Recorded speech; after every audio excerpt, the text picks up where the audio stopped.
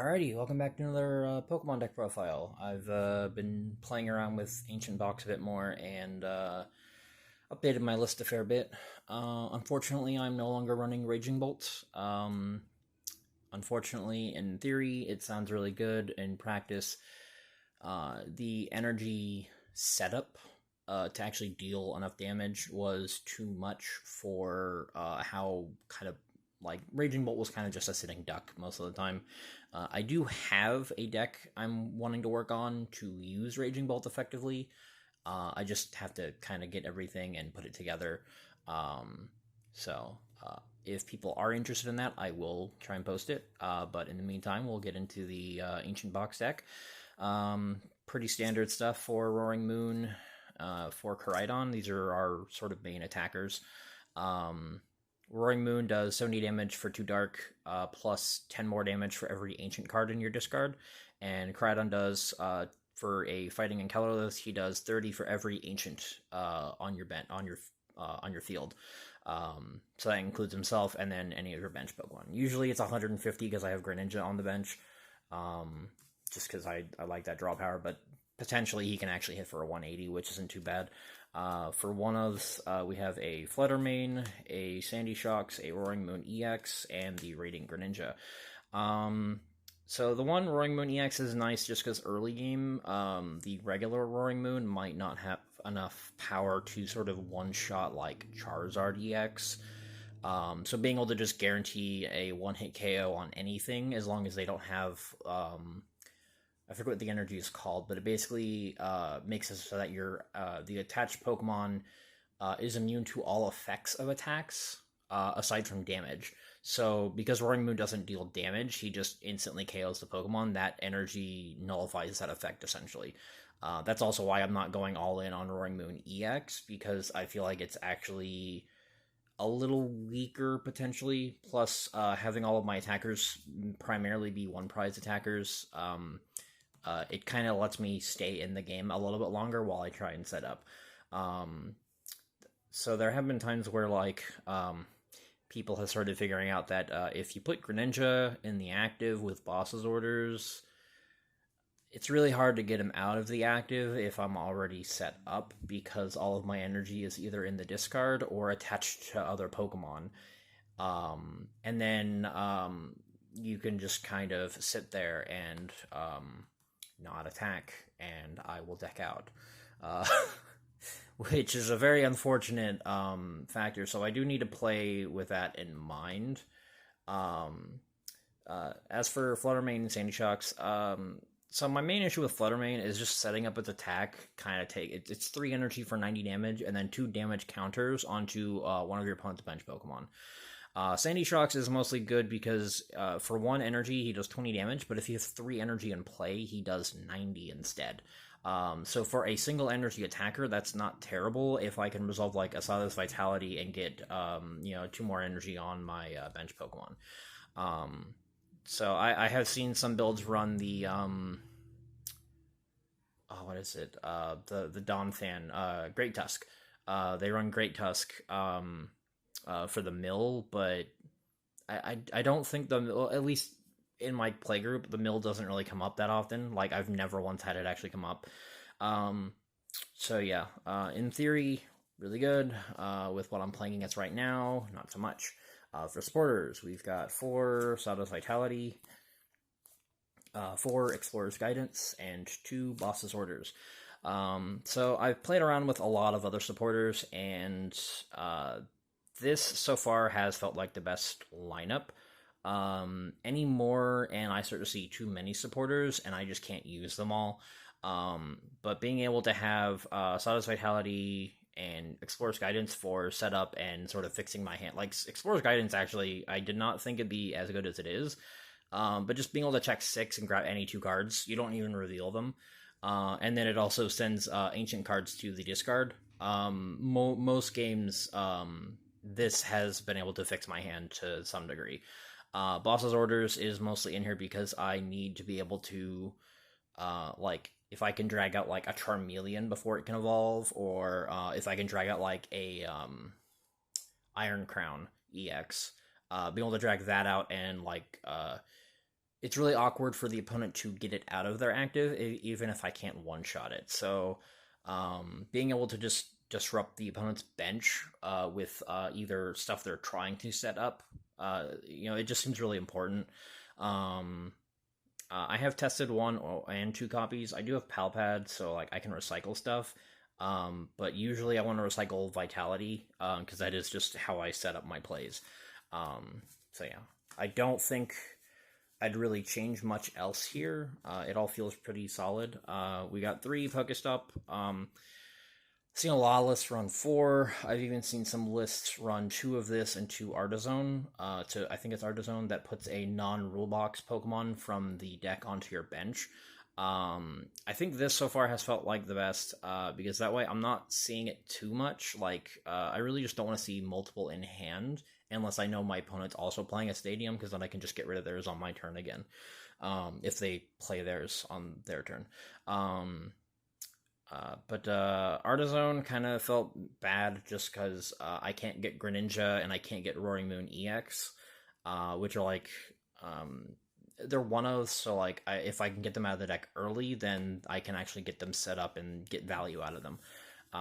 But if I can't, then it's whatever. We got 4 of the booster capsule, plus 60 HP and immunity to special conditions for any ancient Pokemon.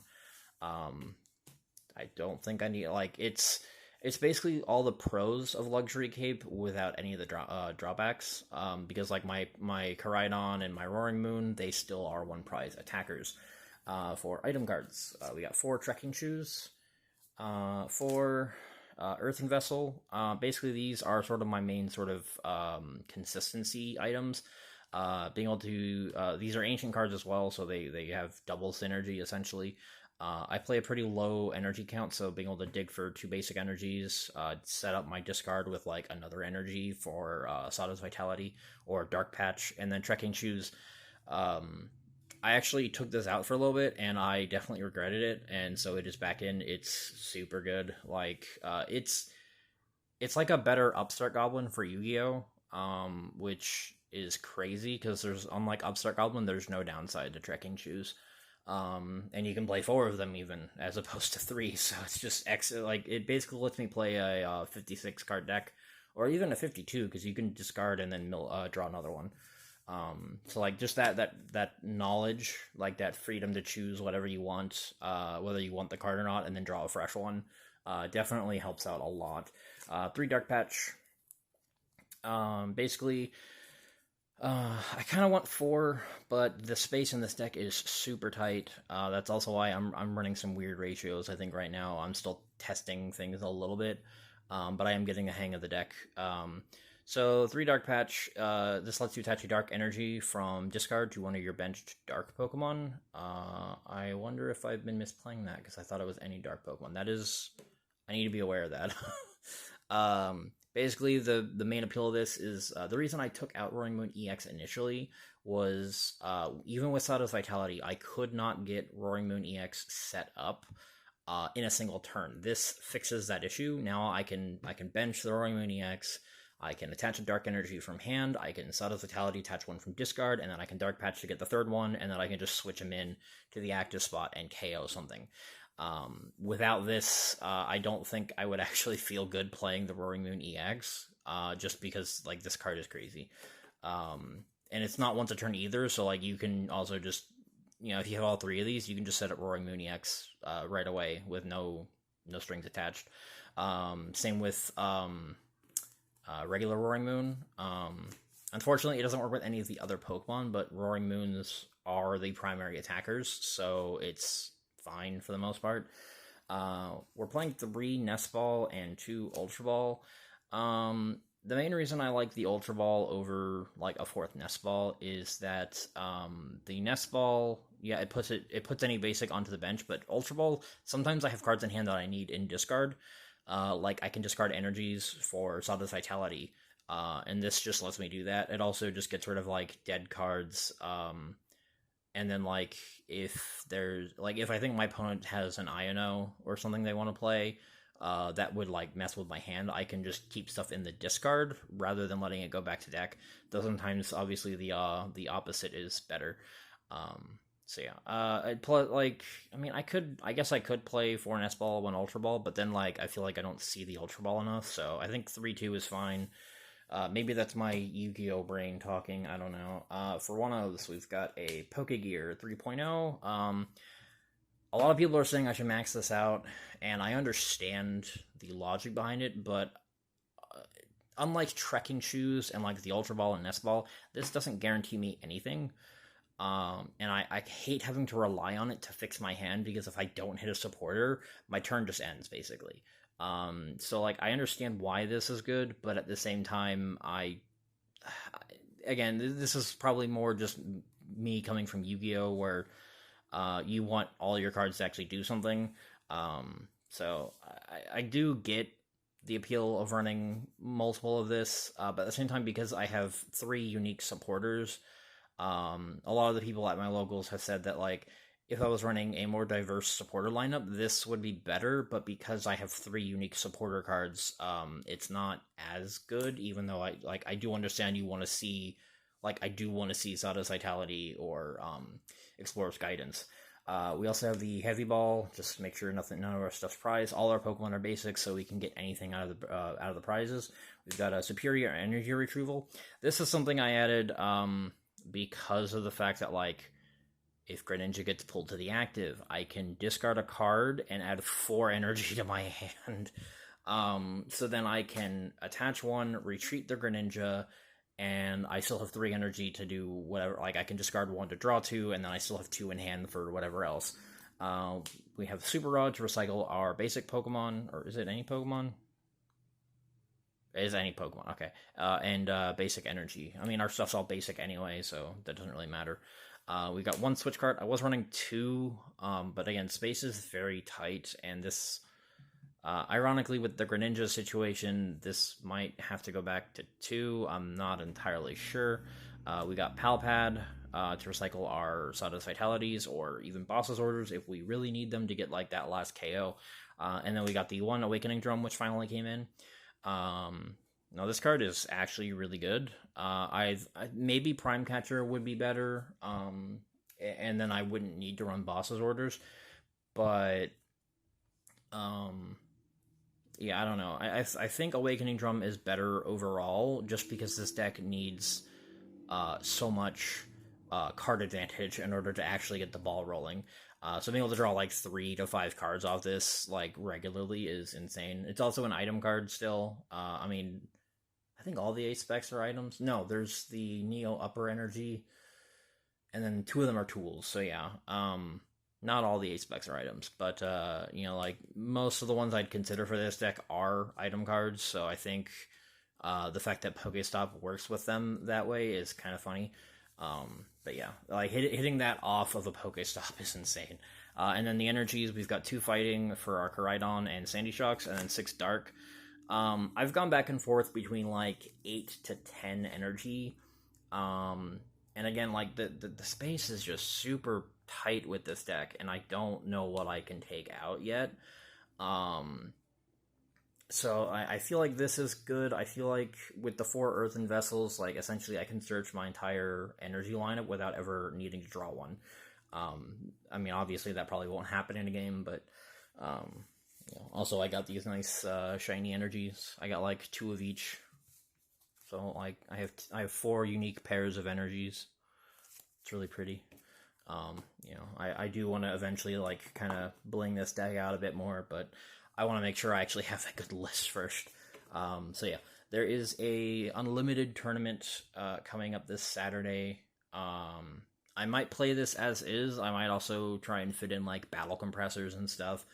I don't know why we're doing unlimited. Unlimited seems crazy. Because, like, it's basically anything goes, and there's a lot of headaches about old cards like Gust of Wind, where they're effectively the same as Boss's Orders, and so they should be played as that, I'm pretty sure.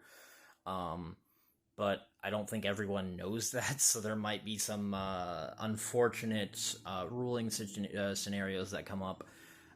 So we'll see.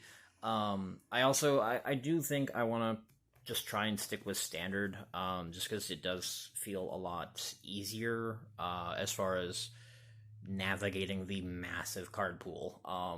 Having 2-3 blocks of sets versus 20 plus years of Pokemon TCG to work with, it's kind of a no-brainer. Plus, like, a lot of older stuff is really going to be hard to actually use, just given the current power level. Like not even just like power of effects, but just the sheer difference in like damage and HP thresholds. Like in the original game, like having like 70 HP on a basic Pokemon was ridiculous.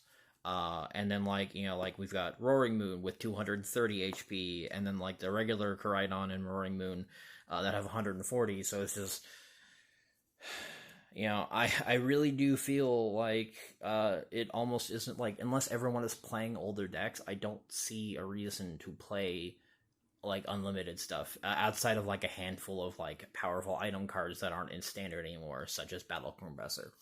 So yeah, that's if I do end up changing the list to have like some older cards, I'll probably post a video if I do well, at least. But that is going to do it for this one. Make sure to like and subscribe if you enjoyed the video, and I will see y'all in the next one. Bye bye.